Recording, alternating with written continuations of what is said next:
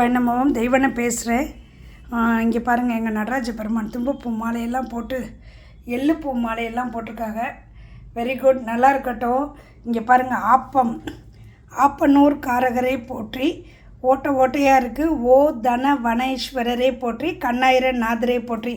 இதில் தேங்காய் பால் ஊற்றியிருக்கேன். தேங்காய்க்கு தூவாய் நாதரே போற்றி. தேங்காய் பூலாம் சமையலில் தூவோம்ல, தூவாய் நாதரே போற்றி சொல்லணும்.